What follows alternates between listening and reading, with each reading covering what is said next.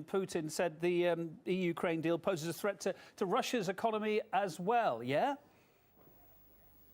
Well, the political situation is quickly evolving, so let's take one step back to understand why this development is really important for Ukraine. As your documentary shows, Ukraine is now a falling economy.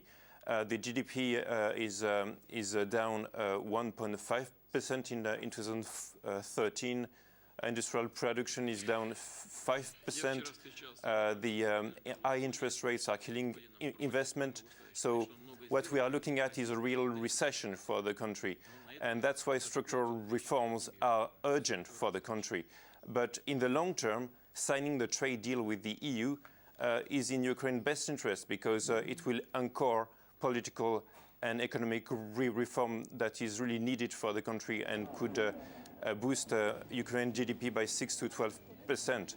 And quite frankly, signing a free trade deal with the EU is better because of the 500 million EU customers compared to the 170 million Eurasian customers, adding Russia, Kazakhstan and Belarus. Of course, right. That's your take on it. So is it dead in the water yet? That's the big question now. We're hearing it's off, then we're hearing it may be on. The EU saying it's still on the table, even up until the end of the week. Of course, there's the Eastern Partnership Summit coming up in Vilnius on Thursday and Friday.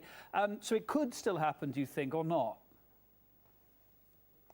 I'm sorry, I didn't hear you. Yeah, the EU saying that the offer is still on the table up until the end of the week. This Eastern Partnership meeting is happening in Vilnius at the end of the week. I mean, could it be signed then, do you think?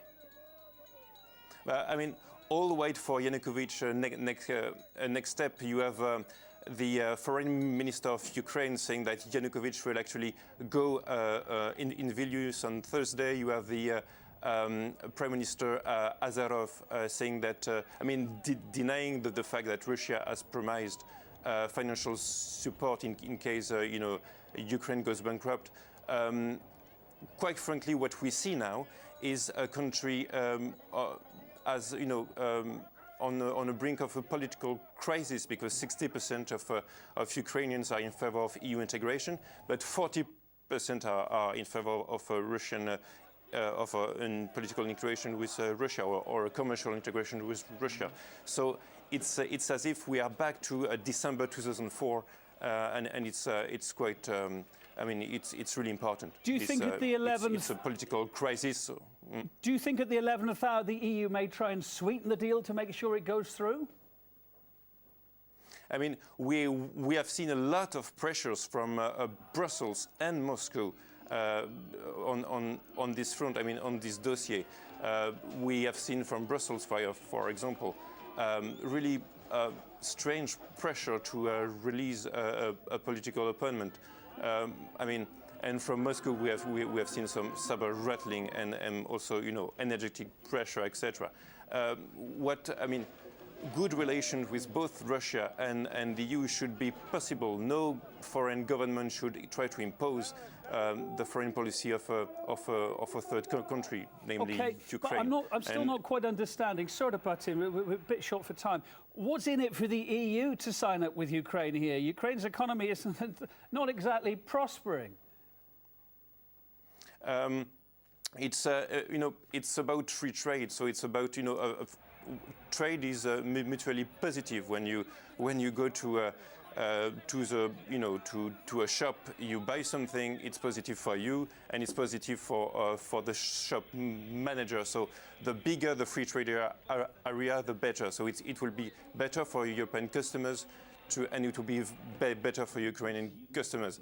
The same with Russia and Ukraine, of course. And that's why as far as you're want concerned, a bigger. It's purely economics, for the greater good of economics and for the people. Nothing political here.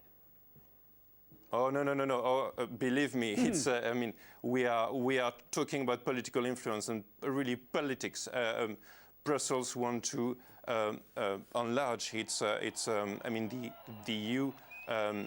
Against Russia. It's pretty clear, and I think it's pretty clear for everyone. And Russia wants to enlarge his influence against the EU. Yeah. All right, Alex Korbel, thanks ever so much. A political analyst and journalist as you are, I appreciate it.